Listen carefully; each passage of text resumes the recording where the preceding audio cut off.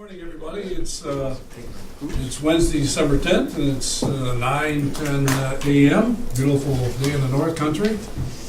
This morning, I'd like to, first of all, before I get started, introduce we have a new employee, Mr. John Morrison. He's our new business developer, a new position that we put forth, and we really feel that Mr. Reish and that department needs a little change of direction and pace, whatever. And I think Mr. Morrison is one of those gentlemen that went through a very strong interview process. And John, I want to tell you, as the board and people here, we're glad to have you aboard. And I know the challenges that we'll be faced with the new position will be there for you. And I know your type of person will meet those challenges. And I'd like to welcome you aboard. And thank you very much. Glad to have you here. I'm excited to be here. And I said earlier, I'm ready for your 20-minute report. Okay. But anyways, Very condensed. yeah. Well, I know that's the learning curve is what it is, and I think you and John will make a great team together in a new department, whatever. So I wish you all the best and future endeavors with what you two gentlemen do together to help the Bridgeport Authority. Great, thank you very much. I'm glad to have you. Wade, I know we have a presentation. Well, obviously, welcome John Morrison, and we need to also recognize a valued employee that's had 15 years of service here today. I'm pleased to recognize Tom Huntley.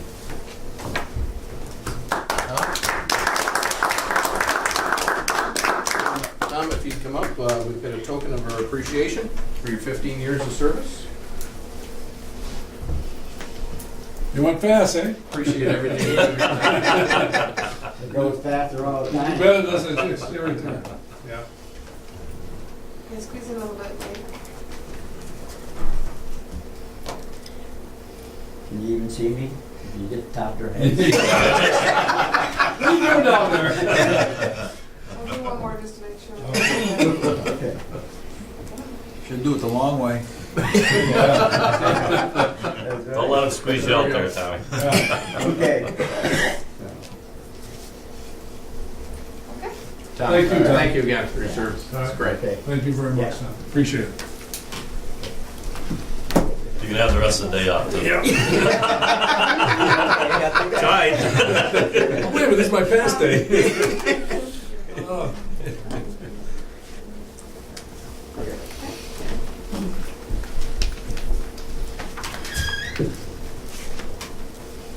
Well, that's a nice presentation. I mean, I think our employees respect and appreciate the hard work they do behind the scenes that we don't really see. So it's appreciated, Tom, that he stayed with us for 15 years and still working hard for us. We'll go from there. So, Wade, you got letters of communication? Are you having a problem with that? I do. I'm having all kinds of technical issues this morning. I can't see on my screen what you see up here, so I'll run the meeting from the Screen? from the screen here. Okay. So first up, we have letters and communications to the board.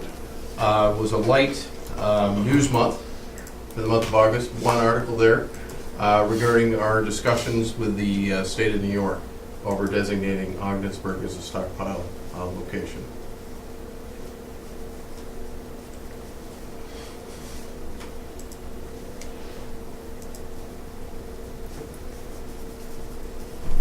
As soon as I find my mouse here, we're all set. And that's it for letters and communications. Any comments on those letters, anybody? Anything? Okay. Let's do the approval of board minutes for meetings August 6th and August 18th, 2014. I'll move. I'll second. I'll move the second. Any further questions, comments? All in favor of that approval? Aye. Aye. Aye.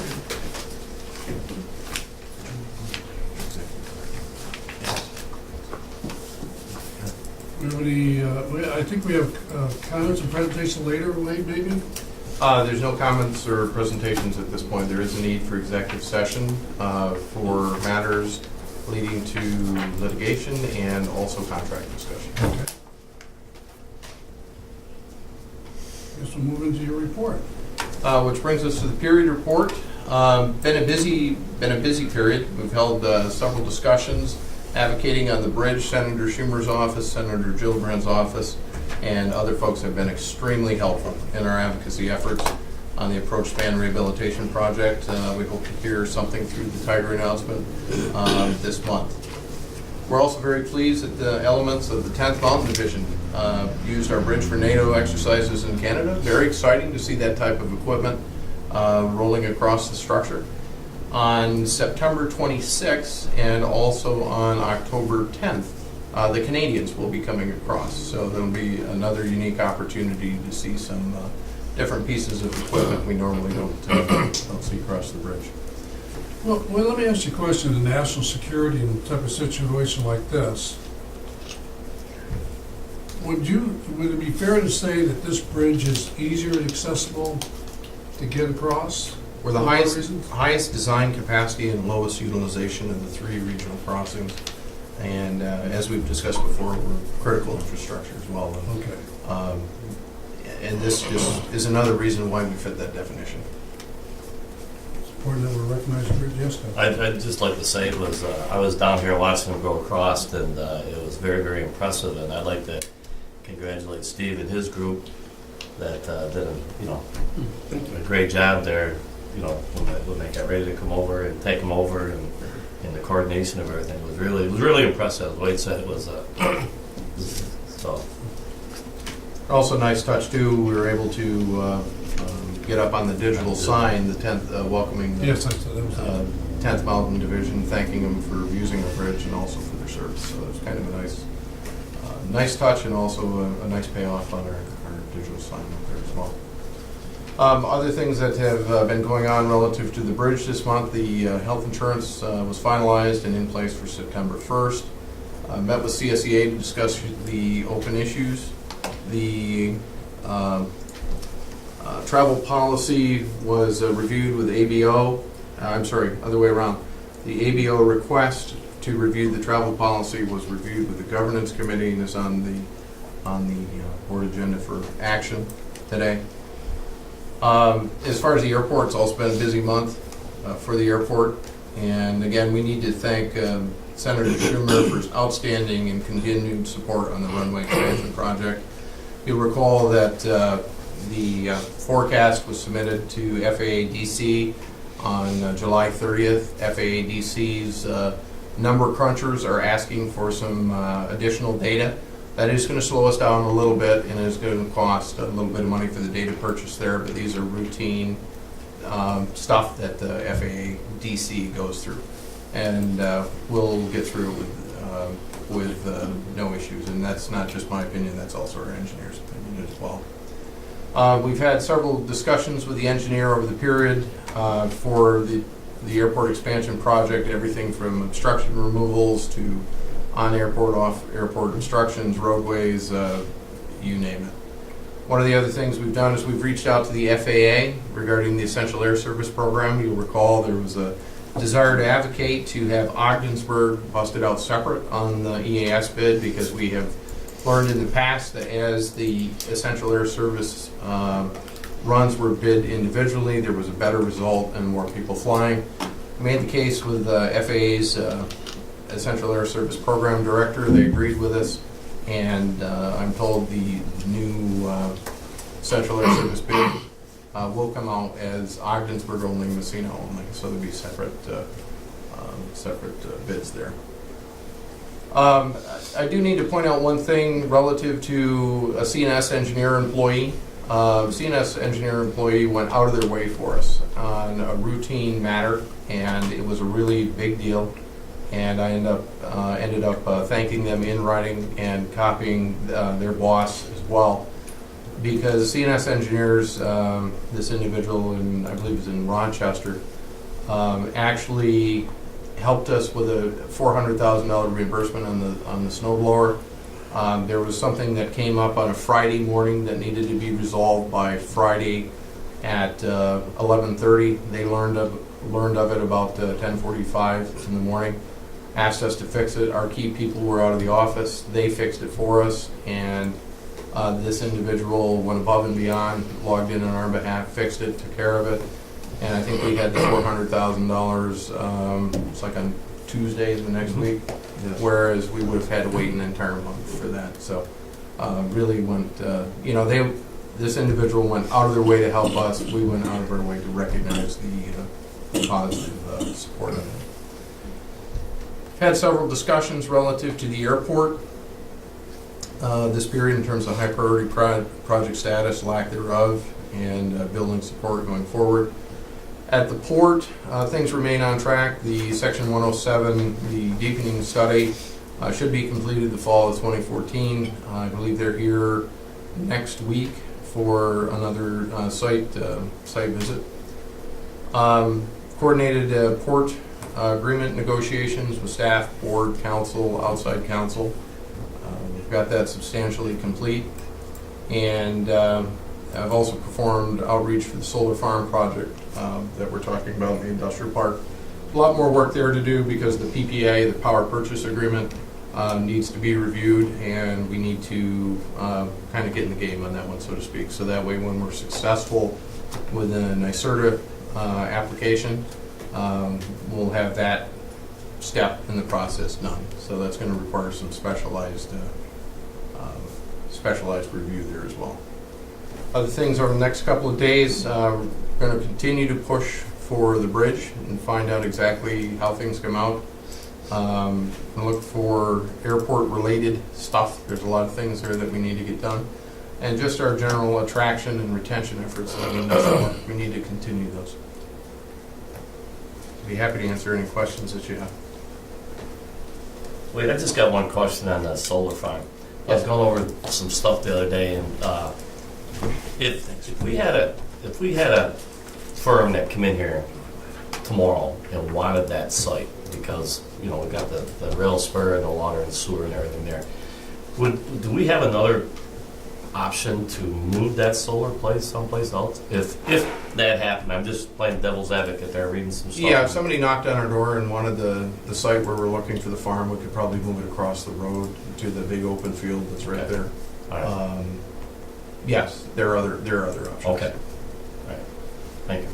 Wade, can you tell me what the timetable is on that NYSERDA application? NYSERDA application, NYSERDA's going to make their decisions when they get around to it. The application, and I don't mean that in a bad way, it's just they're not your typical, you couldn't pigeonhole them and say that on September 20th they're going to make a decision. Okay, that's really what I wanted to know. But they'll make an announcement when their announcement date is going to be, and if they hold what they've done before, they'll announce it like a couple of weeks ahead of time that they'll be announcing the on date X, and we haven't seen that yet. Well, the city's doing a similar project. Will they be notified almost the same time, or are they different? Identical process. So they'll know the same time we will, then, Exactly. for theirs versus, I know it's two different developers, or whatever, but, okay. Anything else for Wade? Fred? Please. Yes, thank you. Hoping this would come up. There it is. You're back. I'm back, yeah. So I've been pretty busy. I filled in for Wade. Wade's on vacation this past month, and this past month he was on vacation for 1 week. And nothing really fell apart. So that's the wheels got loose, but they didn't go up. That's good, Fred. So I've been down under the other, monitoring the debit and credit cards. There is a report on that. We've discussed challenges with our aging toll collection software. We've talked to TRMI has been here, and I've also have an appointment with SciTech coming right up. They're coming here and look things over. Been in discussions with an attorney concerning the ERISA business with ILA, and then I didn't have this up and looking at it here, but I've done some analysis on some new business and at the port and in the park, and recalculated fuel prices and normal business stuff. Let's take a look at, we had a workers' comp audit. Karen had everything ready and she was on vacation that month too, that week and that month. Give her an hour off, really. Yeah, just last week. Yeah, just last They already week. gave me one day, so. And so I interacted with Mr. Feather from the NICEF audit. So let's look at the financial report.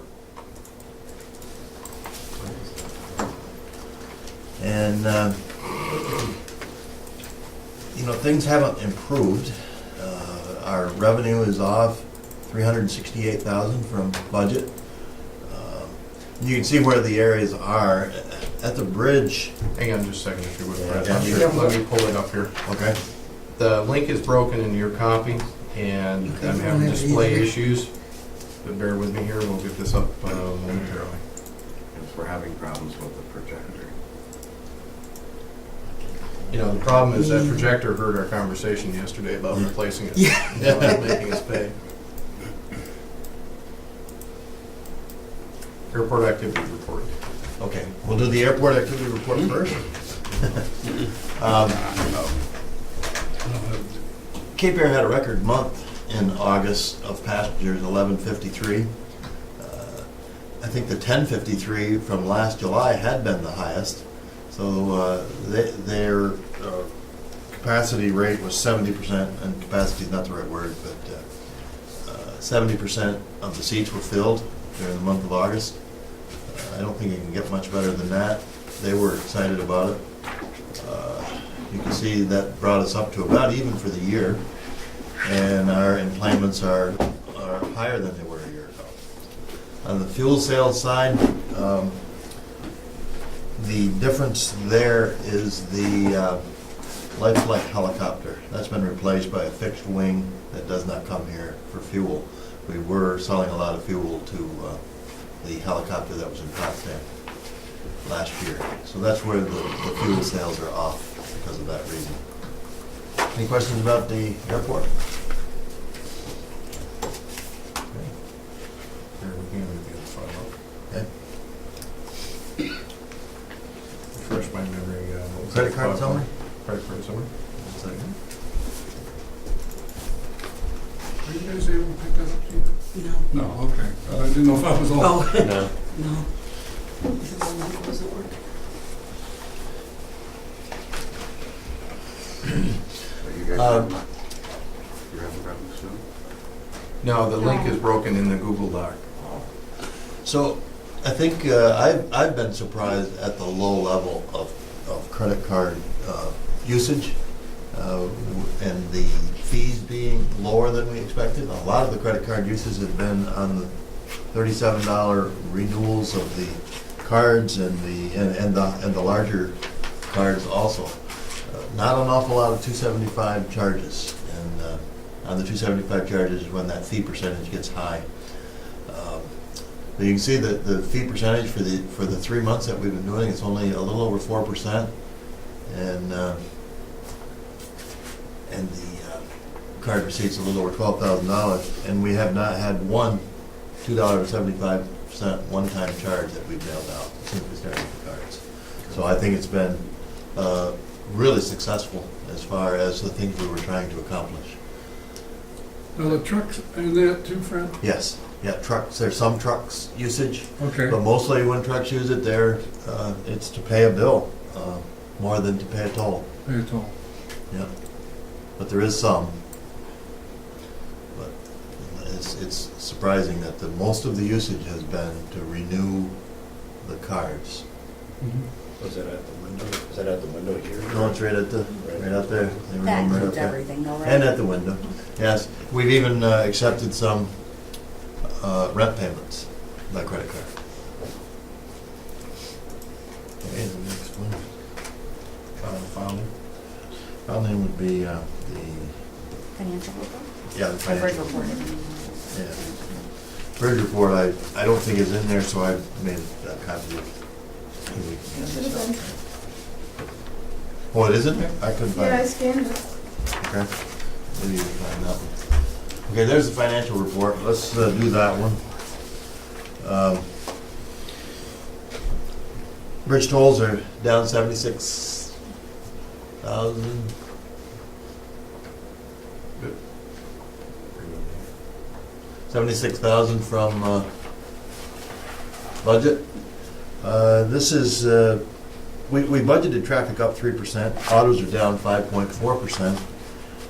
That cost us 78,000.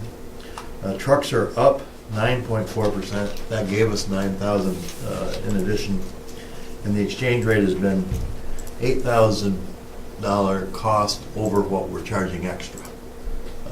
I haven't changed that price. I think the $3 is good, and but we've suffered a little bit on when the Canadian dollar has got at its weakest points. The port operating income is dismal. That's about 57% less than budgeted. And we know the salt story. Of that budget, 290, 80% salt, 20% is grain. But the grain is off 53% also. And so our problem is not just salt, but salt being the dominant product that we budget for and expected being off is the driver there. But it hides the fact, no matter what, when something's only 20% of their business, that we can easily miss the fact that grain is off 53%.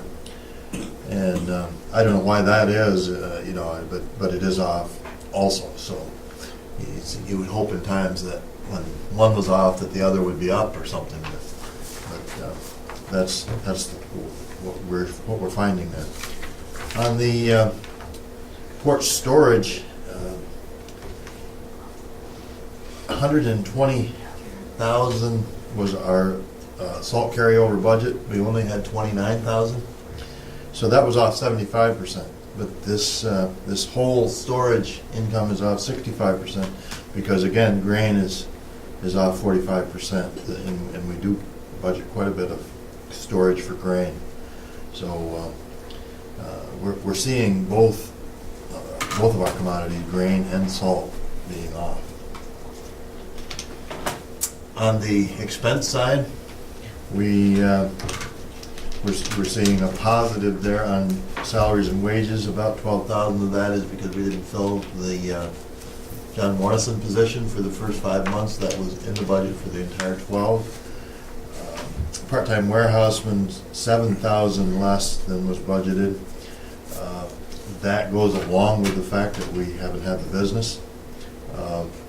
Possibly that number, that 7,000, should be more positive, but it is a positive number, and I believe there's very little part-time warehousemen being used right now. The benefits, remember last month was a... Could I just interrupt for a second? Yes. Just I don't want to leave any ambiguity here. When we knew we were going to have problems with salt, we reached out to Longshoremen and said, that's it. Full-time warehouseman only per contract, that's what we're running. So we aren't calling in part-time warehousemen due to the lack of, the significant lack of grain and also the significant lack of salt. So I just don't want to leave any ambiguity. Sorry, Fred. On the benefit side, remember last month that was not a favorable number. The big difference there was that I received our bill for pension, and it was 100,000 less than that had been expected. So I adjusted our year-to-date accrual for that, and that swung that into positive territory. We're still, the ILA health and welfare benefit is still negative from what we had budgeted, because we didn't budget for that health and welfare benefit for the warehouseman, the part-time warehouseman. Other things are quite close there. Any questions about any of those lines? How about the last line? Travel is about 7,000 of that 27,000 over budget, and some of the other things are mostly timing related. we signed some service agreements, and rather than, or not sign them, but pay some service agreements over a 12-month period, and rather than, because they're $7,000-8,000, I don't put them in as a prepaid and charge them out month by month. We take them when they hit, and there's been a couple of those, one with Train. I can't remember the other, but those are the reasons there. If we did those as a prepaid and did it $600 a month instead of all, Yeah. it would, that number would be a little smaller. I think advertising, matter of timing.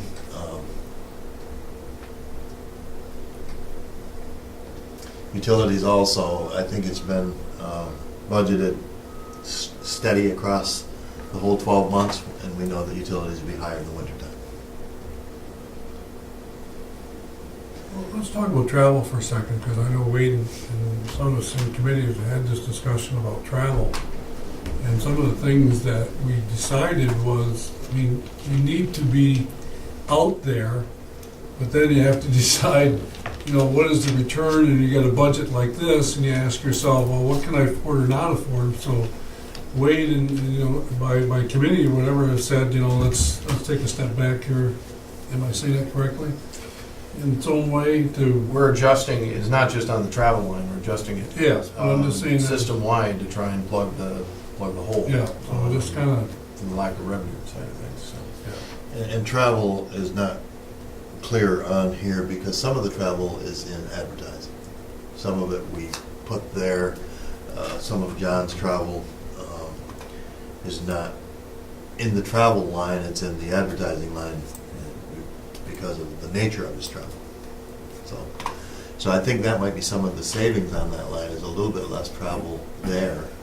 Say, you know, I don't know whether it's all timing or whether there is some less travel there, but well, I guess maybe the travel line is what, I guess it's, I don't know, we just come up with a policy, whenever you ask yourself, all right, what has been budgeted, okay, for travel is, that money is there, but we're not spending it. So that's the way we should say it. bridge inspection line, we did not receive an invoice for 62.5. I accrued that because the job has been done, and I had budgeted that 120 or 130 or whatever the budget was over a 12-month period, and so I just accrued what had been budgeted up till now. We haven't received the invoice for that yet. To piggyback on what Wade said earlier about the longshoremen, who's stockpiling that salt down there now? Is that our guys or is it the longshoremen? It's long-term. They use the Full-time. Okay. They're a full-time person. Oh, okay. All right. Okay. Any other questions on the, so 310 is our current operating deficit from what we had expected in the budget.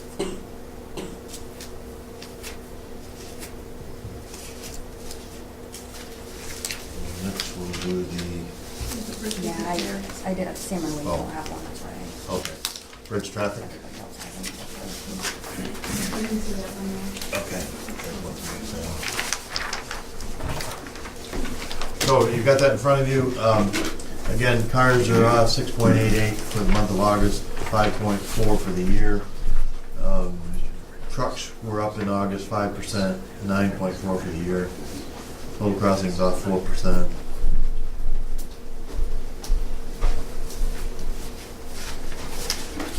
And that's just about in line with other crossings across the country. Well, I saw an article in the paper, Fred, that said Messina's cars were up and their trucks were down. Wonder what that was. Is it because of the casino maybe, or Could be. I saw the same article, the trucks were down and down substantially. yeah, and the cars were up. Okay. I thought it was because of Alcoa, I think they are, said.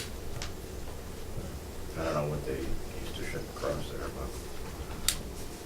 but. Our cars, That's a steady down case, isn't it? our cars held strong in the face of the other ones going down for a longer period of time for some reason.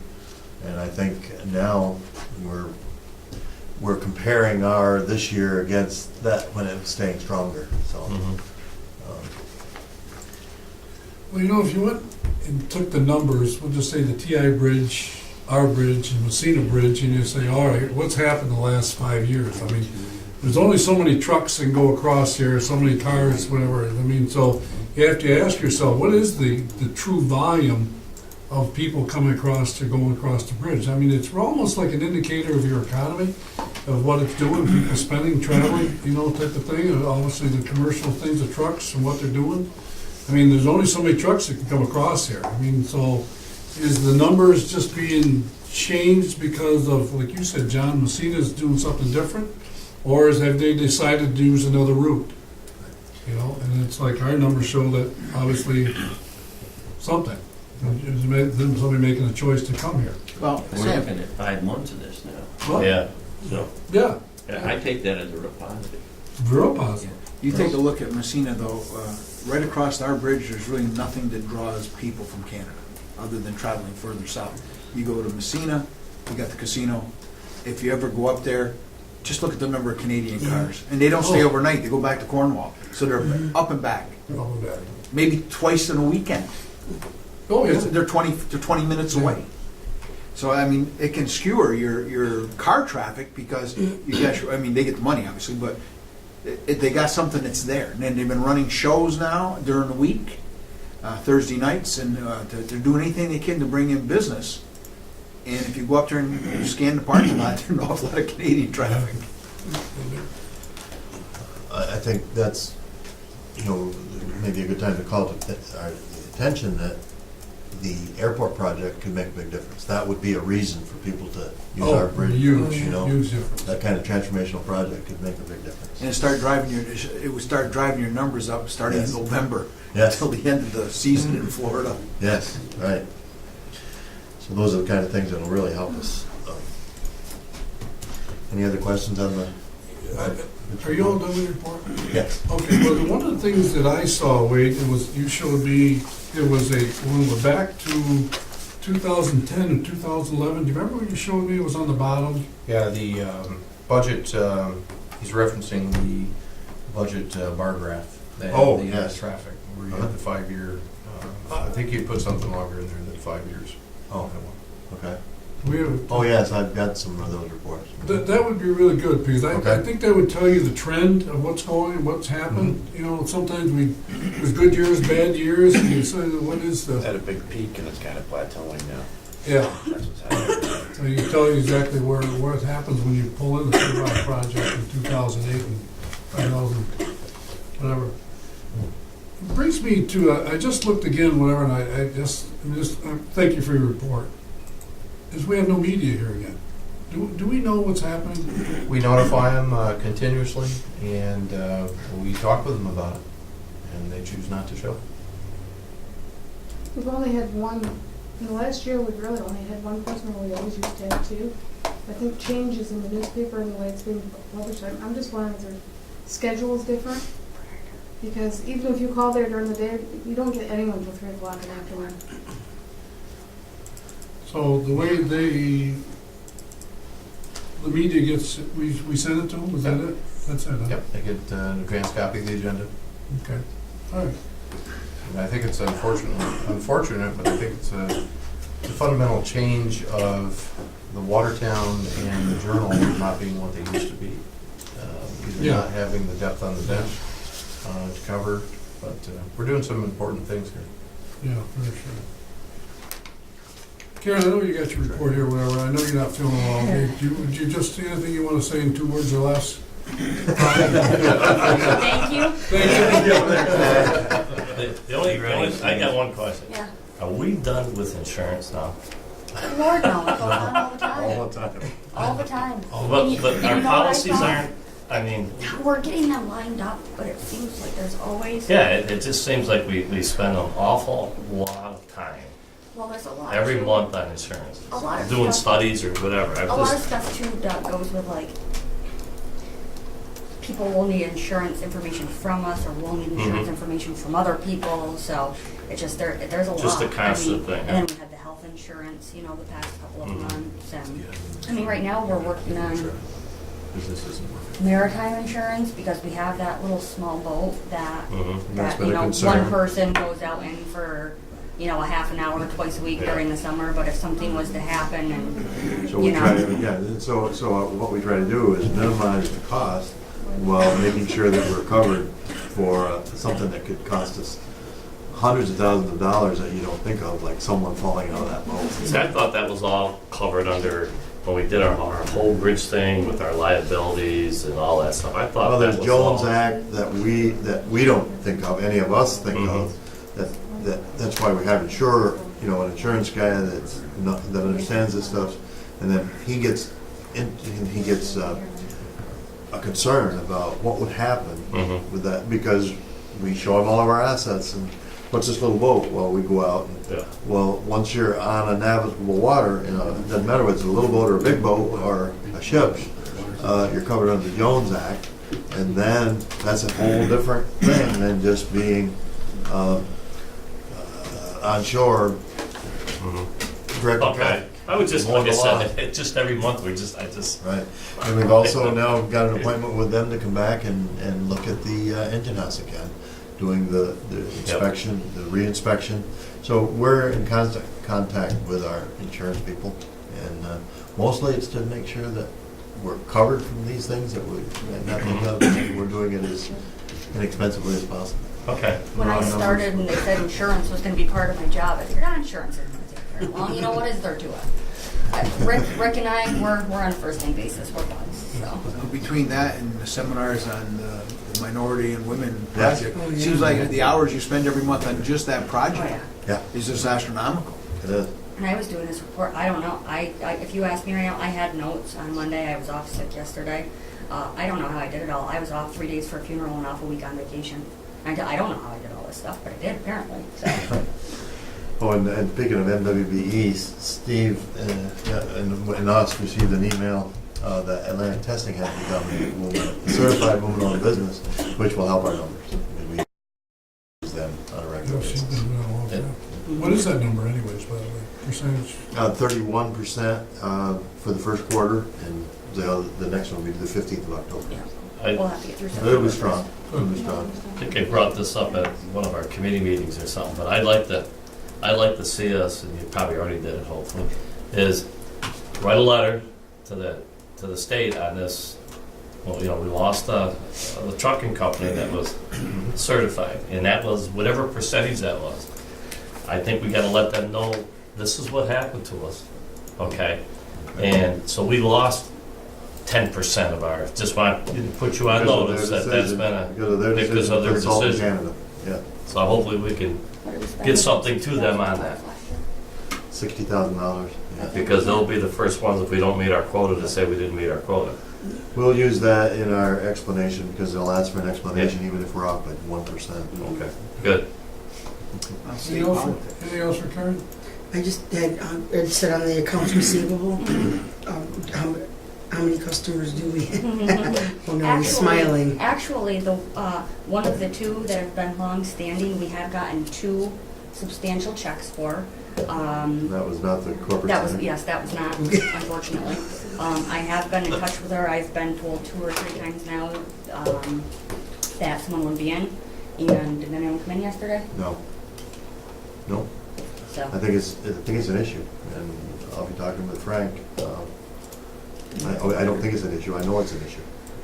We have to decide. Yeah, I wondered if there had been any changes.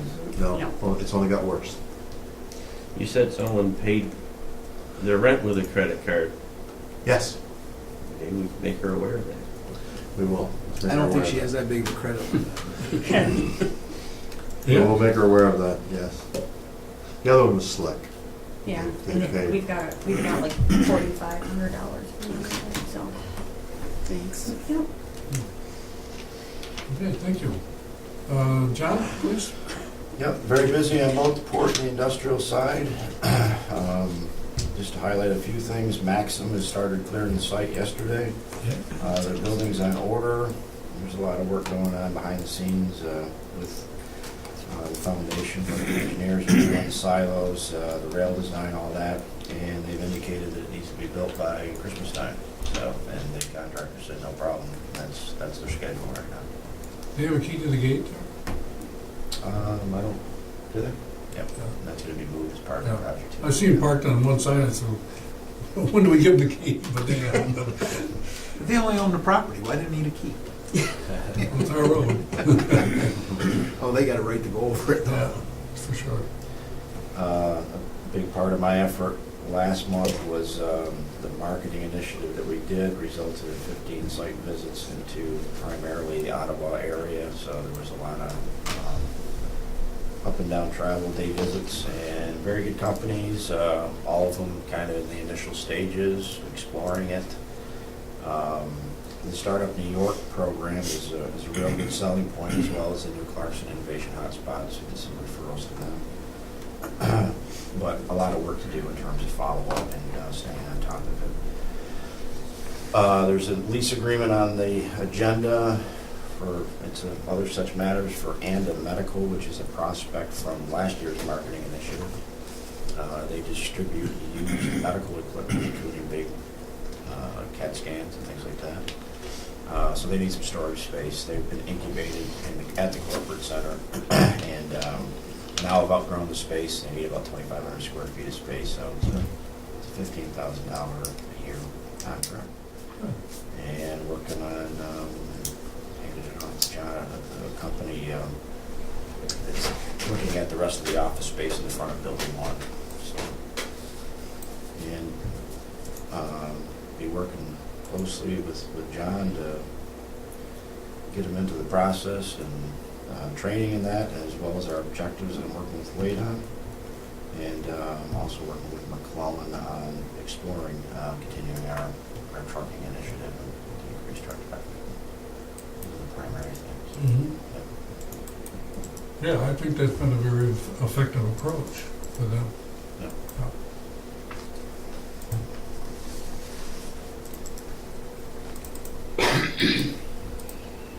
John, in your report, I mean, I always think, you know, I mean, as we fight a deficit, you know, in our budget, whatever, you know, type of things, whatever, you know, to recapture back, whatever. Do you have any thoughts on how to go after that, whatever, at this point in time? I mean, you look at the numbers, the salt, and all the type of things that are going on. You'd say, okay, I mean, you can't invent the wheel, but I mean, is there any thought processes of what the future should do or what we should do? Well, certainly getting, you know, some additional rental income, I guess, in the industrial park. On grain, for example, I think we'll be billing next month for Richardson Grain, who we have a contract for, so that should improve things a little bit. So it's about $48,000. It's a multi-year contract we have, and it's a take or pay. They haven't moved grain through, so we'll see a little income there. There's a prospect for 8,000 short tons of potash, but it's really early stage. I don't know what's going to happen, but I'm working on that diligently. I met them about downstate, met with them last month. And there's opportunities for sure. Yeah, I know we have a commitment, clarified that to me, Wade, is, you know, for a grain bin. That, what would that mean in your future endeavors? Is, you know, what would that mean to us? What do you see at this point in time? Depends on the size and the scale of it, you know, whether it would have a significant impact or not. Specifics on that would give us the capacity for about an additional 9,000 bushels, big picture. And it would take the cost that we could charge the customer potentially from $4.25 down to $1.25. So, because it helps to automate the handling and significantly reduce our costs. When we pull the lever on that, that will cost us $600,000 to do, big picture. And when we're all said and done, we will be able to get $200,000 of that back through a reimbursable agreement that we have with the state of New York, Empire State of New. So we should definitely pursue that and move forward with it. Overall, though, as a team, I think we responded pretty well to, the salt issue and getting a contract with American Rock Salt that we didn't have. We're very fortunate to get that for 40,000 short tons.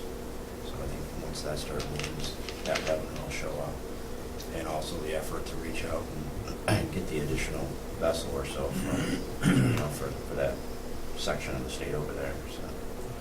Those efforts were very well, I mean, we did a great job doing that, all of us, including the board and everything. It would bring in about 50% of the revenue and about 40% of the profit that we budgeted. So it makes up for some of the hole, but it doesn't make up for all of it. So it's great that we got it. It's too bad that that we're not getting what we got. Did we hear anything back on any of the of our representatives that you reached out to concerning this issue? Yes, OGS basically has cried uncle on this particular issue. They have put some pressure on the salt company to, when I say pressure, I don't mean that in a bad way. I mean, they've exercised their right under the New York State contract to be able to get at least one salt ship in here for it. We're still waiting to confirm the date with the salt company of when the salt vessel will arrive. But as of right now, it looks like we may have a maximum of about 70,000 tons of salt at the port, about 30 and change from the efforts of OGS working on our behalf. And that's a direct result of our senator, our assembly person, frankly, everyone that we know, reaching out saying, hey, these are important jobs here in northern New York. This is the equivalent of $300,000 of payroll checks that are out of people's pockets over winter months. This is 6,000 trucks that aren't on the road. This is the corresponding fuel purchases. This is the loss of the MWBE at the port. And our partners have just performed absolutely stellar in this regard, helping us with this. That's good. That's good to hear. I'm just hoping that this opens the eyes even more for the future, especially for next year. Maybe this will change their thinking, how they bid and when they bid, and where the salt is going. Well, you know, Doug, that's the point that I was starting to think about is we have a bad winter, we use up all the salt. We have, let's say, a mild winter, and all of a sudden we stockpile it. And it's like, all right, what happens now? All of a sudden, do we have a process in place? I'll wish for a mild winter. What does a mild winter mean? A mild winter means that the salt inventory system-wide start to recover, and you would go into next year having a typical year where a salt company that had the capacity to ship by vessel would have inventory to put on that vessel. Now, it's interesting. It would take the flip side of that coin.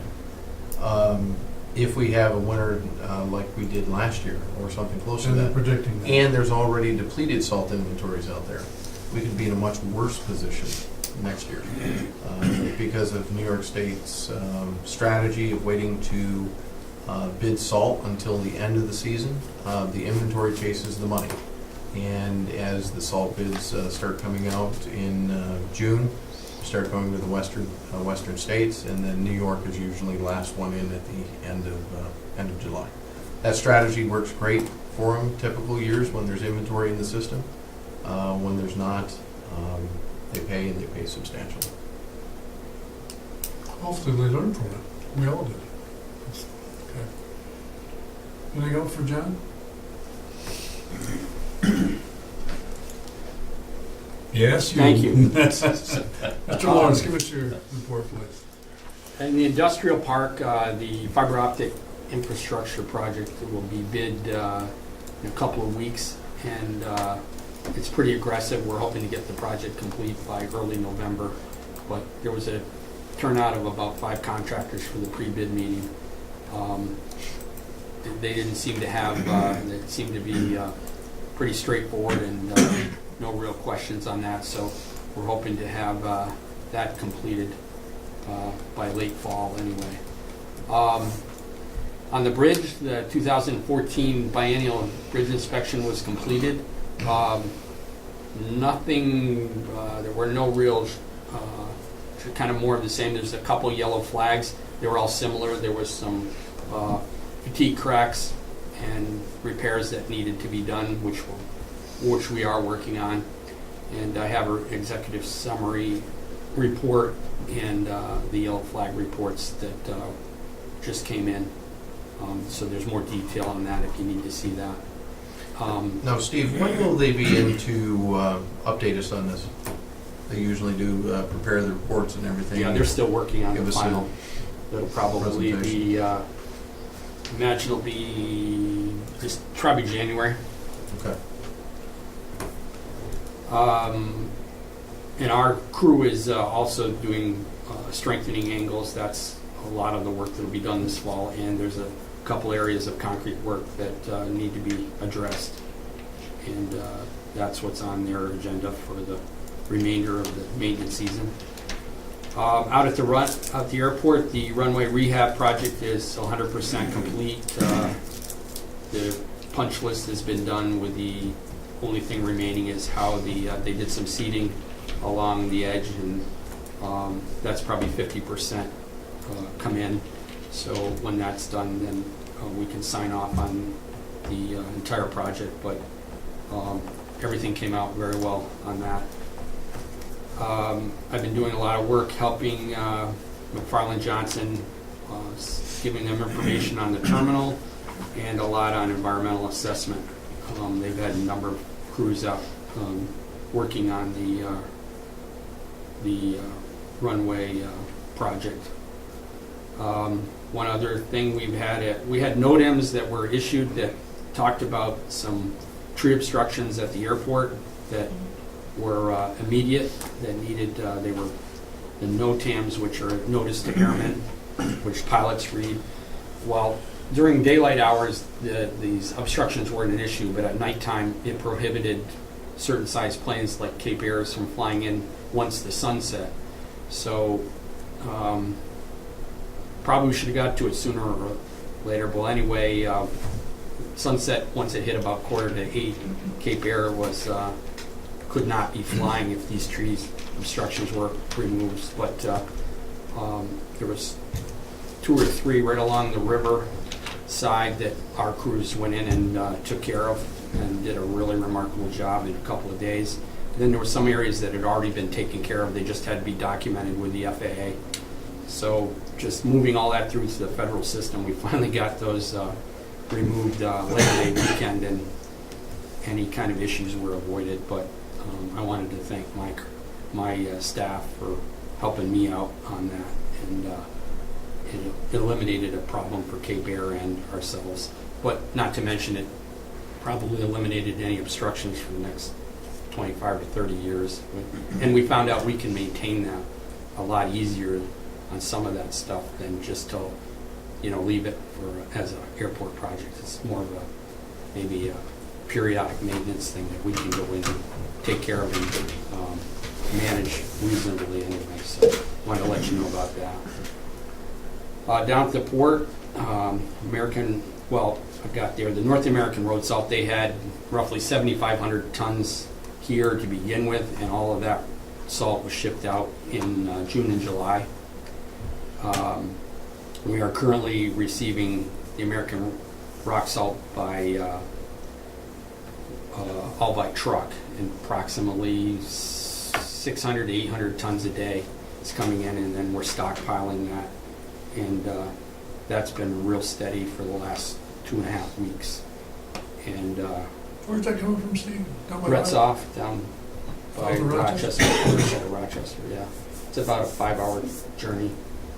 And one of a local, out of Watertown, Palo Wood we've got some really nice trucks, but they've got those walking floor trucks that they just back up. Yeah, I saw that. Shoves it out. Yeah. A little bit at a time. Yeah. And I amazing. think it's benefiting everybody, the trucking company and the salt companies, and they're not deadheading, but they've been pretty well involved. And then this week they put on another company, ARS put another company on with that, so that's why it's kind of bumped up to 7,800 tons a day. And it's pretty straightforward stuff. It's not too difficult. So we're doing that, and we're loading out various grain products, and we've got some rail car deliveries of cornmeal and citrus pulp. Steve, let me, sorry to interrupt you, but the ship pulls up normally, how many tons or thousands of tons are on? Anywhere from 27,000 to 31,000 short tons. 31,000, and how long does it take to unload that? 7 to 8 hours. 7 to 8 Roughly, hours. you can do, depending on the age of the ship, but you can do 3,500 tons to 4,500 tons an hour. And basically, I think what slows you down a little bit is you occasionally just got to move the vessel in and out just to shape the pile or, keep control of your stockpile. But usually in a 7 or 8 hour shift, we can unload that amount. So a truck is carrying 600 ton. Trucks, yeah, they're roughly 30 to 35 ton a truck. 35 ton on a truck? Yeah. And so for the whole, So that truck is going all the way up and back. Yeah. 35 ton. But I don't know what they do on the other end, but they haul something down that way, so they're not empty. Going back. So you might say the whole trip's I mean, it's good for 7 the truckers. I mean, I'm not Right, going to right. belabor that point, but I'm just saying in a matter of cost of dollars and effectiveness of what you're doing from this side, I'm going, Yeah, you'd think that vessel bulk shipment's gotta be trucking any day. Well, that's what's really interesting about it. You've got, 30, 35 tons per truck. You've got a rail car that's got a capacity of 100 tons, and then you've got a ship that's got a capacity of 27,000 tons. yeah. I've never Different seen- economies of scale there, but Yeah, the problem is the companies that own the ship didn't bid this year. No And- inventory. if Truck y'all, company won the bid. if y'all look at the fuel prices, everything's kinda come down a little bit, but you can imagine, I'm sure ARS would have a different viewpoint if diesel fuel prices were up another 30 cents, or, because truckers that would change. I was thinking environmental in my mind, believe it or not. I was thinking how much, hydrocarbons you put in the atmosphere, or the trucks go back and forth, and whatever, and one ship comes in and does the same as how many trucks. I don't know, you have to do the math on it, but 300 trucks probably, I don't know how many trucks, you have to do the math on it.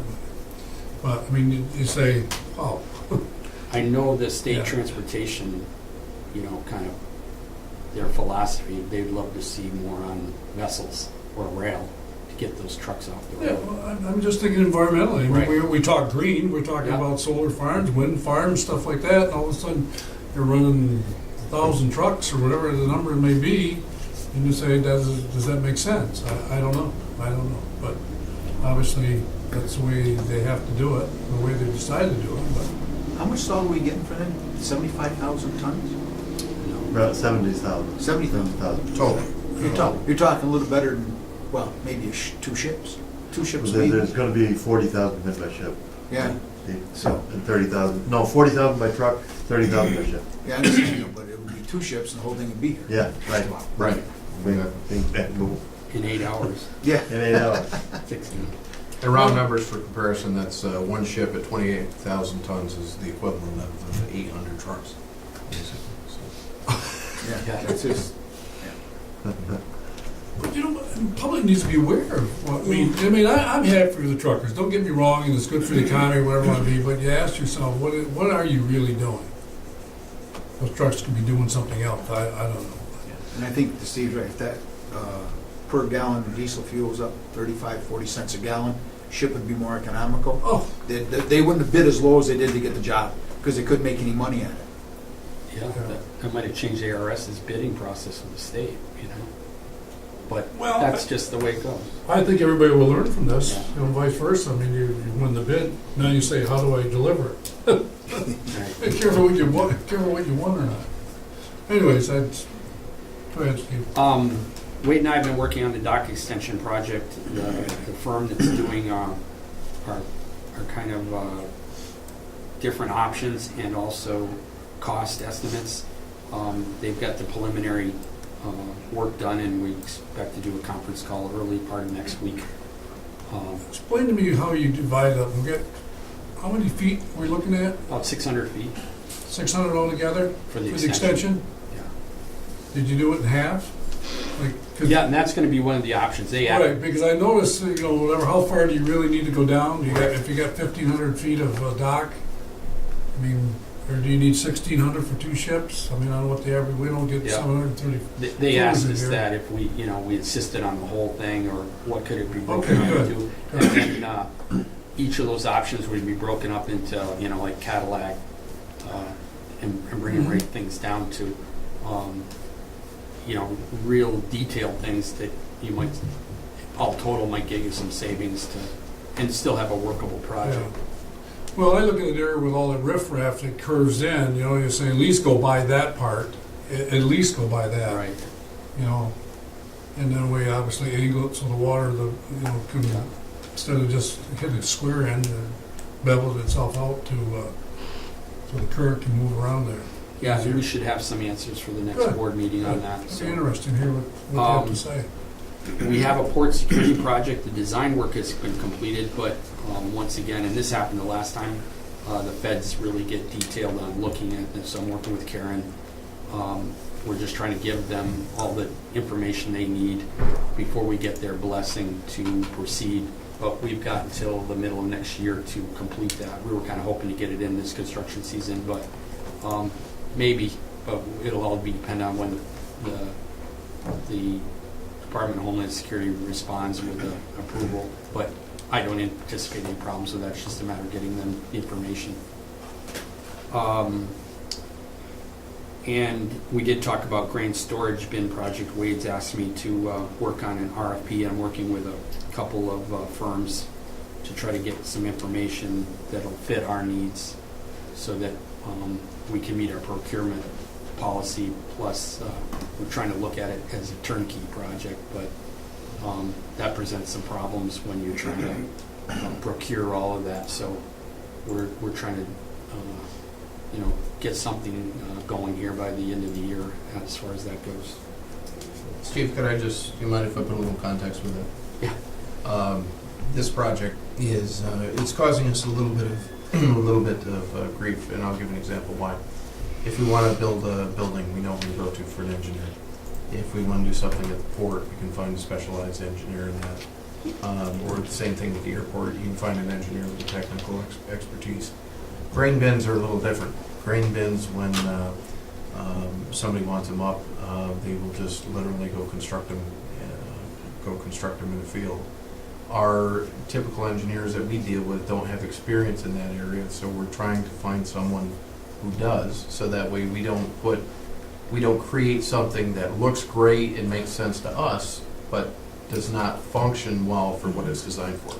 So we're trying to get that agricultural, make a long story short, we're trying to find that agricultural engineering type firm that can help us and make those, and help guide us on this, because it's a little unique for us. So, and we're in the process of doing that. And part of that is it's kind of a component system that it's like either metal buildings too. Like John was saying, Maxim's, their building will be here. Well, it's a metal building, and they engineer it, and it comes, and they pop it on a foundation. Well, this is kind of similar in that everything's component, and if you can tell them your needs, basically all they do is plug everything in for you, and it really isn't a need for an engineer. They know what they need for foundations, and some of that they may bid the foundation out and supply the components and the associated hardware that you need with it. So at one time I thought we were just having one cylinder, but now that's not true. No, It's after a our combination of discussions, 4, isn't it? yeah, I Something think we're like that. talking about 4, and like Yeah. Wade said, something 9 or 10,000 bushels. Yeah. And I've got to kind of convert we talk everything in tons, but I've got to start being more agricultural and understand how So the truck much a pulls bushel up, you can get is. soybean, if he pulls up, you can Right. get cornmeal, you can get, Right, citrus more pulp or something automated, like that, both okay. as loading the bins and then unloading them. So for like a visual perspective for monitoring this, be the equivalent of saying, okay, we want to put three rail cars of material in one of these grain bins, and one of the other larger grain bins might be able to store 10 rail cars of gas in the grain bins. So that's what we're doing. what do you think, John? I mean, you sell the stuff, whatever, I mean, do you see what sizes, whatever, that you would want to sell? I mean, easier to sell? I mean, For the smaller companies, I think they're okay. For the bigger companies, I mean, the ship's not gonna come here unless it's minimum 5,000 tons. I don't know if it's gonna be associated or if it's just gonna be for truck or rail Yeah. or what, but it's that designed yet. I mean, I mean, if you build something, I mean, if it's not big enough, you took yourself out of one market. If it's too small, you took yourself out of another market. I remember with Jerry Hebden, whenever it said you need a variation of sizes. You know, And to help John out there, I think if we can take the smaller people or vendors or whatever out of the large buildings, then we open up those buildings for the larger shipments. Right. That's kind of how I see it. And that's what I was thinking too. And the smaller vendors, I think that they're more used to the silo type of loading thing. Yeah. So you can get a little more custom loads that they need. Yeah, but you're also gonna save them money. Yeah, that's If like they use the Yes, same definitely. because it'd be cheaper to put it in and take it out Yeah. because of the automation. So that may be attractive to your smaller customers too. We should be able to significantly increase our volumes as a result. Good. That's all I have. Is that all you have? No, I'm thinking of a question for you. Is anybody approaches about boat races anymore? Is that No, I haven't heard anything in a long time. boat Not races? a while, probably a little over a year, I I think. guess a couple of years. Remember they got Yeah. scheduled in and We had the Yeah. project, yeah. project going. Well, Have you heard something? No, I was just, I was thinking of, that area down there, and I was, and I said, well, I had to have something for you. Throw something at you. How'd I do? You didn't bring the races in. Okay. Thanks, Steve. Appreciate it. Steve, are you keeping an eye on the corner out there where Derringer's building used to be? Yeah, and Boy, they're moving a lot of stone in there, Yeah. and dirt. And they're kind of replacing everything with, we found out that a lot of the excavated stuff around here isn't good for backfill or parking lots and everything, so really everything you dig out, kind of, they take out, and then they're stockpiling and bringing in aggregate from off-site. It just makes it easier for them to work with, all that material's easier to work with. But I'm just observing it, I'm not in any official capacity or anything like that. It's pretty interesting. I've walked the trail out here, and you had a lot of machinery, and you said bringing in a lot of aggregate. And Danco's have a lot of experience, they built a couple buildings for us, and they do quality work, so they're gonna be a little good building. Yeah. Okay, let's move into committee reports. I don't think we had a finance report, or did we? Yep, we had a finance committee meeting Oh, that's that right. turned into a board meeting. Yeah. Talked about financial issues of concern and came out of there with a salt project. That one, okay. I didn't think of it that way. Special negotiations committee met, and something that we're still working on behind the scenes. Yes, and there is a need for executive session of the board regarding the special negotiations committee outcome. The governance committee met, and we'll talk about the travel policy out of that committee. And we also, under that committee, talked about signage, how we use our electronic signs, and we're going to investigate exactly what, any change in policy, we need to think about how we want to use our signs as far as the commercial or financial impact, that we can make some revenue off those, or if we choose not to, or what are the problems of doing it or not doing it. So, waiting on unfinished business. There is none. Okay. Next board meeting we have scheduled is October 1st. Wait, is that going to be okay for you? I know you have some situations. No, that works. I'd like to see if we could potentially do a facilities committee meeting at 8 o'clock, if there's the need. If not, we can dispense with it. Okay. And the board meeting at 9, if that still works for everyone. Okay. My reports will not be available on the first day. And I know that's a problem. I know that's... I can send them out. I'll send them out the following week. Okay. I think there is a railroad committee meeting on the 26th. No, there's no. What do you call that? Visitation? No, nothing. Nothing. The railroad has established a public event on September 26th, and there will be railroad committee members attending, Okay. but not an official meeting. Oh, okay. One thing to note on the date for the December meeting, I'd like to make a request to alter that date from December 3rd, which is the first Wednesday of the month, to December 17th. And the reason for the alteration is our budget process. We need to get everything done and in, and the problem is everything won't be done and ready to go for December 3rd. Where would that push our January meeting to? Just offhand? Generally, it's kind of a tough one because our December meeting comes up and then we have the January one right on its heels. At the next meeting, the board usually sets what the January meeting is. Okay, all right. We can get some dates together Plan and ahead. recommendations. Okay. We have moved it typically after, and again, this in no way obligates anything, but in the past couple of years, we have moved it after Martin Luther King Day, just so that you didn't finish up one meeting in December, then turn it around in a week and a half later and have another board meeting. There's some valuations reports that kind of, Yes. because there's need some flexibility there, Doug.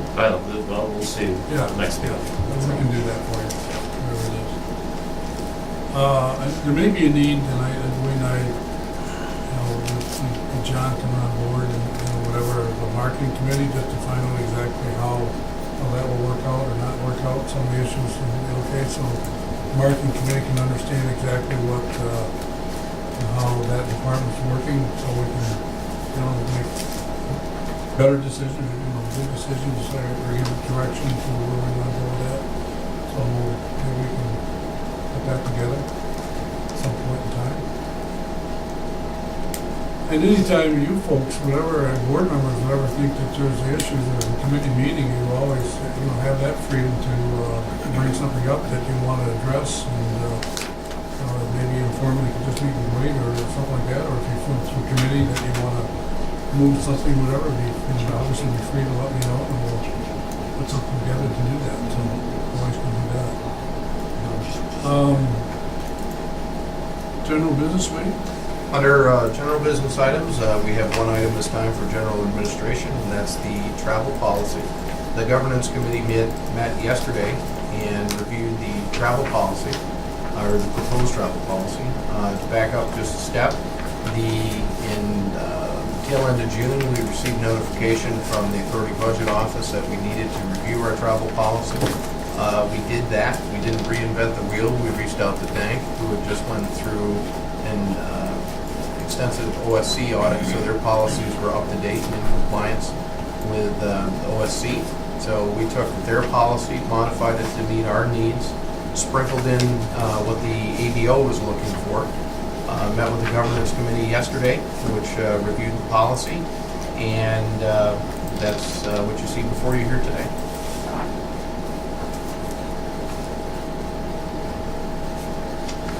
Well, there was one statement, and we discussed this, it's a very good policy, it clearly defines whatever, but there was one, if you went to page 2, I don't know if you guys can hold up the way, I've got a hard copy in front of me. Yeah, it's the second link there. This is policy itself. Okay.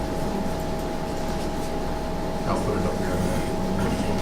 Where are you looking, sir? General policy in page 2. Okay.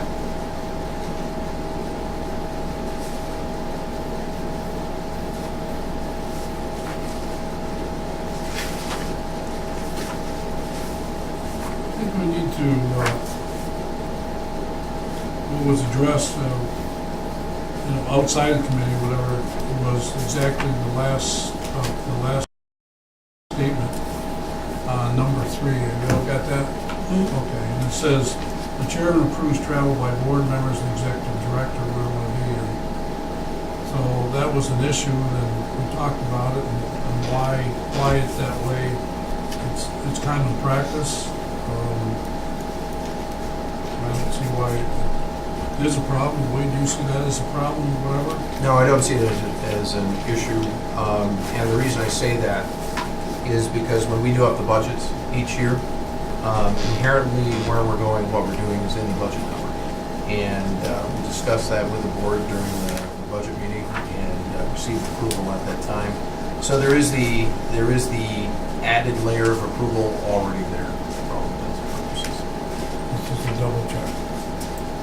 One of the things that I worry about travel policy, whatever, is the flow of business that doesn't hold you back to do the things that you have to do on a sudden notice basis, whatever. And I didn't want a policy that did that. You know, and I think we've covered all those bases. So if John or Wade or board members or whoever has to do something, whatever, that we can fluently do what we need to do, all right? Within the budget confines of what we've already put forth, and the policy clearly defines the steps and procedures, forms that there are in the back of the thing there, whatever, goes through all those type of things. So I think it clearly defines, Wade, that there is a clearer process, and it's I think you spent a lot of time on this to put it in order the way it should be done. And I hope the ABO is satisfied with that, and we'll go from there. We should check all the boxes and should also put us in a real good position when and if OSC ever comes knocking on our door for it, and at some point. There you go. Well, for what, I'm looking at Wade. Just say something happens that he can't get a hold of you or whatever. What's the next step? I mean, can he make that decision on his own? I go right to the vice chair. Vice chair. Go ahead. All right. That was that finger right there. I didn't want to see him put the corner was come up real quick that he's got to make a trip someplace. If he couldn't hold me, Yeah. it would be your response. Okay. It would be your Well, response. I'll give you another example for context too. With every rule, there needs to be an exception. And in this case, there needs to be an exception for something like Maxim. For example, we can't fill out a form and say we want to go down to Maxim and take X number of board members down there to see and understand what's going on, because Maxim at that time was a confidential project. Mhm. So there's exceptions too. Okay. I just didn't want to tie his hands and say, No. The other thing you have the ability, Wade sticks his neck out and goes on the trip, you can't reach either one of you, basically to bring it to the board as soon as you want to use back and say, Sure. we need approval, but I Yeah. had to go, I had Yeah. to like be there 24 hours. And that's what you need. That's what yeah, you really need. Okay. You just gotta have that flexibility, that's all. Yeah. Any further questions, John? Hold it after you go through it all? Huh? Make a motion? Bless you. I'll make that Thank motion. you, Mona. Second? Second. Thank you, Bob. Enough? Okay? Yeah. Okay. If no other questions, comments? All those in favor, signify by saying aye. Aye. Nay. Resolution passes. Next item up is B1. This is ratification of approval of the grant agreement with the FAA. And specifically what this was for the grant offer that the Richmond Port Authority received in the amount of $152,000 for the on-airport and off-airport removal project. This actually came in the day of the last board meeting. We had talked about it at the meeting, and we needed to get this back to the FAA in short order. So therefore, this one was done as a ratification as opposed to approval. Because if we had held this until the September 10th meeting, we would have lost the grant.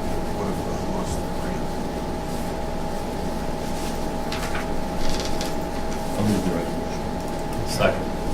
Further questions, comments? Who made that motion? I'm sorry. Done. Who made the second? Any further questions, comments? All those in favor, signify by saying aye. Aye.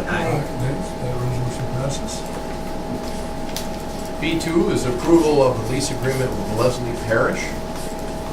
This is for the property that we lease for the instrument landing system, OM facility, small little box there. The current lease expires on September 30th, 2014. The rate on this will be $325 per year for a one-year period, commencing in October and ending in September of next year. I'll move it. Second. Second, Don. Any questions, comments? All in favor, signify by saying aye. No, that resolution passes. Next one is agenda item B3. This is approval of a transfer and storage agreement with Soaring Eagle Aviation for hangar space at the rates, terms, and conditions you see. This is pretty consistent with our other. Okay. Most of these seem to be they're individuals. I'm curious who the Soaring Eagle is. Jim Phillips. Okay. Yeah, that's true. He was at an airport over farther than West BBA Bay or something. Yeah. Decided to come back. I have a question in regards to that. Let's just say White Plains NetJet is there, all right? And they have hangar space, they pay their, whatever they do, whatever, whatever conflict. Do they pay every flight a fee to take off? The smaller ones? Yeah, I mean, do they have a landing fee in those places? No. No, so once you have a contract and you're into, hangar space, whatever, that gives you the freedom to fly in and out. Yeah, they can do it without an air. They can do it Well, without. I don't know, I mean, I just asked a question, I'm Well, just saying. a commercial company like NetJet, for example, would also have ramp fees and things like that. So there'd Okay. be a hangar rental and there would be ramp fees. Ramp fee. For like just a private aviator, there's just a hangar rental. There's no ramp fees. I mean, if we're a big time airport, I mean, so you can take off and just whatever you want to do.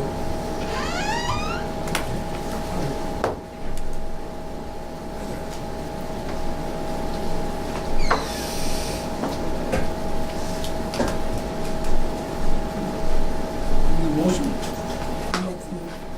No? Not a second? Okay, all in favor? Oh, any further question, comment? All in favor, signify by saying aye. Aye. Okay, that resolution passes. Okay, item B4 is approval of an MOU with the New York State Police. This is for a 5-year term commencing October 1st. Includes a hold harmless clause and states that the contractor, the State of New York Division of State Police, is self-insured and capable of paying the cost of any damage award claim filed against it in connection with this agreement. That'll be the, whatever the cost of the fuel is at the time they fill up. There's no different. There's no bargain with No them. bargain for them, right? They'll continue to give tickets to board members. Yeah. Really? No deals at all. No deals. I'll move that one. Second. Second, Doug. Further question, comment? All in favor, signify by saying aye. Aye. Steve Lawrence, Yes, sir. I have a question for you. Before we go on. Steve teacher. It took them 20 minutes to think Well, of it. for way two, whatever. Okay. The Lyman property, have we officially taken it over, or when do we officially take it over? No, closing date was anticipated sometime in November. That was part of the. That was on my agenda to ask if you want, they finally got him appointed as the administrator of his mother's estate, so he now got legal authority to sell to us. So I was gonna push him probably sometime this month to send me the abstract title and proposed documents. Not close it till November 1st, because he wants to still be there. So we can't go on that property, or do we have a waiver to go on that property and do anything? No waiver on the property, we already did, We do have We did permission as phase part of the one. agreement where we had the phase Environmental. one environmental done. Yeah. Okay. And Yeah. All right. our Okay. environmental folks are digging test holes. They stopped digging on the wrong neighbor and started digging where they should. But as part of all that stuff, it's in process. it's called the phase one. I'm assuming, even if it was an old farm, that they probably won't find anything that's gonna delay the project. Yeah. Gas station would be a different story. It's not. So I will probably send a letter to the attorney for the seller and tell him to send me the documents. I'd like to get them by the end of this month. I'm going on vacation in October, right around the 21st through the following Tuesday. So I'd like to have it before I go, so if we're going to close it at the end of the month, that I'd be okay. Well, I just wondered when we go on that property, I mean, some of the things, whatever you're gonna clean up or do, We, whatever. in the purchase order, there's permission to go on the property to conduct testing. And that's the only reason why we need to go on the property. Yes. We can't take anything off the property, we can't take the building down, can't do any of that stuff until we own it, but testing was allowed. Is that what them two people are doing out there in the van? Yes. Oh, my God, I have cameras, I can't. You mean those two guys, Steve, that are over by the airport fence digging holes? I mean, that's on our side. That's Representatives assuming Binghamton is part of the subcontractor there where they're digging 85 holes at $52,000. It's like a groundbreaking ceremony.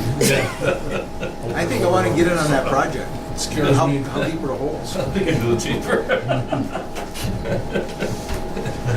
Everybody's got the, okay, wait, next one. Okay, next one up is approval of a supplemental lease agreement with Seiko Incorporated. Agenda item C1, at the rate, terms, and conditions you see before you. And the exhibit there is there as well. Is it this new company? No, it's a renewal. Renewal. He's been there for a couple of years, and he distributes furnace gases, basically. Yeah, okay, all right. I'll move it. I'll second. Second motion, any questions, comments? All in favor, signify by saying aye. Aye. Agenda item C2 is a supplemental lease agreement with Era Shoes for 2,930 square feet of space in the 11th industrial building at the rates, terms, and conditions you see. There's some exhibit there as well. That's overflow space. They also rent building 4, I think, and this is just overflow in building 11 for storage. What's total they have altogether? Wow, they must have probably 5 or 6, and then they We're up to about 10 primarily now? lease next to FedEx. And they have this here, yeah. Good, very good, Judge. There we go. Good. They are trying to reduce their inventories. So,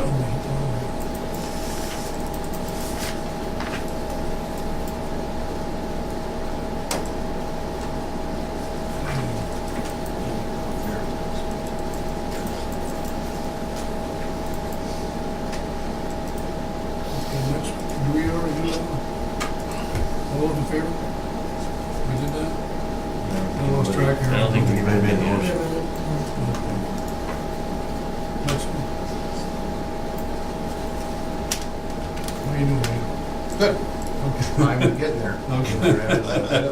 I don't think I we- can't we get didn't- the exhibit. Okay, I'm just saying, I'm going so fast here, whatever, so. Switching to what's actually here in the computer. So Okay, do I have a motion? We had a motion? Second? All those in favor? Aye. Back and forth, please. So I can display All this. ayes there? I could never get that exhibit to the now. No. Everyone quit voting at this point. No.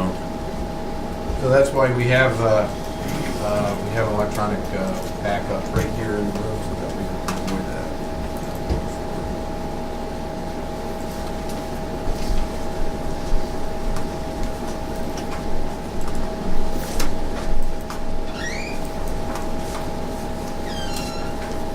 I need something with a mirror here. So I can look in my mirror and the reverse it, so the reverse is it twice, so that way I can read this with behind me. Sam, can you read this? Rides the plate. Yeah. Somebody takes the beer and he rides the plate. That's the other way, it is, it pedals back, goes the other way. Gee, Did we have a motion on that last one? yes. Yeah, moved by Doug. It- second by Okay. Doug. Doug and-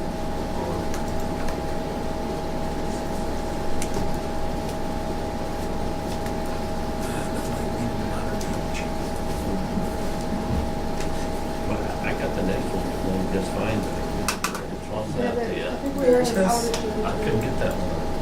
That's not- Veritas Fuels. Did you get the resolution? I had that. Okay.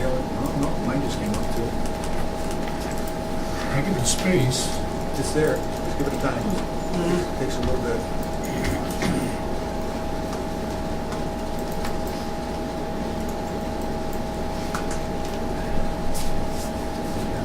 There, I got mine. Everybody have this in front of them? Yeah. Okay.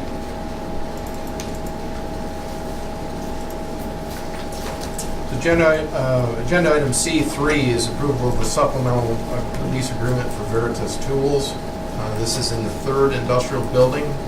Period starts October 1, 2014, terminates September 30th, 2017. At the rates, terms, and conditions you see before you.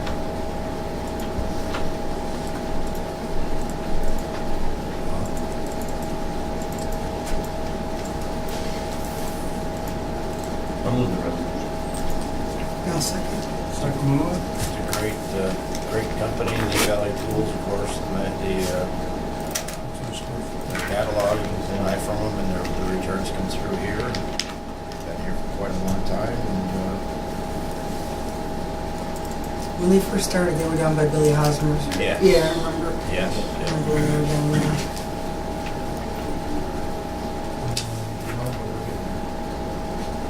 Any further questions, comments? I like it, it's a 3-year deal. 3-year deal.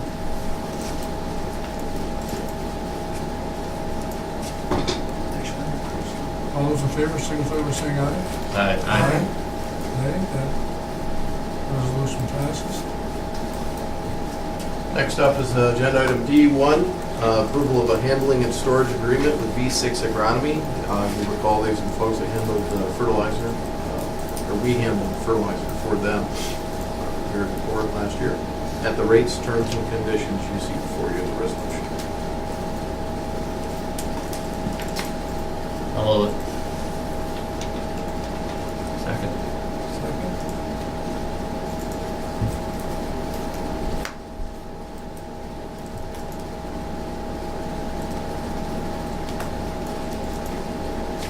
he's trying to expand his business. He's been meeting with some farmers in the area, and he wants to use this primarily for U.S. distribution. Last year, we did bagging for him. He's going to do everything in bulk this year. So, he's kind of a smaller operator, but good business for us. Yeah. It's an alternative for the farmers in the area. Might be able to get less expensive from him. So, Potential for growth for him? he's up against the big companies though, so Oh. David and Goliath story. Well, service and location pay off sometimes. Oh, he loves our facility. Yeah, good.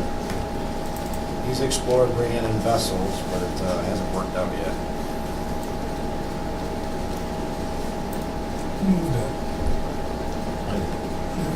David Johnson. Hey, That's it, okay. All those in favor, signify by saying aye. Aye. Nays, that resolution passes. And the last one for regular business is agenda item E1. This is an approval of an industrial building lease with Anda Medical. This is in the 11th Industrial Building. At the rates, terms, and conditions you see before you, this is a 1-year lease.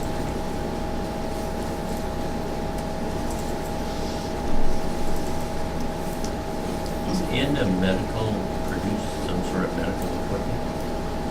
They refurbish used medical equipment and distribute it. Not sure who the buyers are, but yep.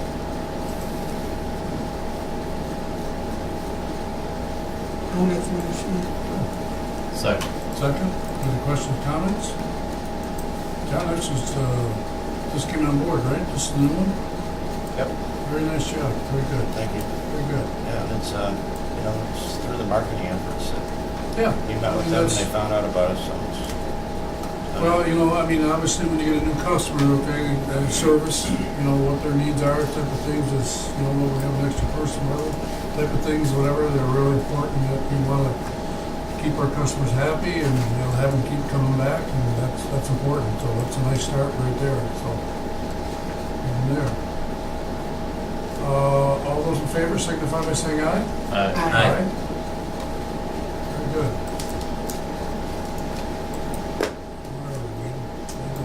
That concludes the regular business. There is a need for executive session today regarding matters leading to the appointment of a corporation and also contractual discussions. No decisions come out of that? I anticipate no action.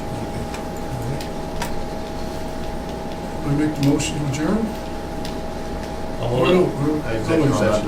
going to adjourn, we're going to make a motion to go into executive session. Yes. Okay. Somebody make that motion? Move Mona? it. Who's doing it? Mona? Mona and second by Doug. All those in favor, signify by saying aye. Aye. Okay, there we go. Trying to get on fast track here, because we have two wonderful guests we want to talk with.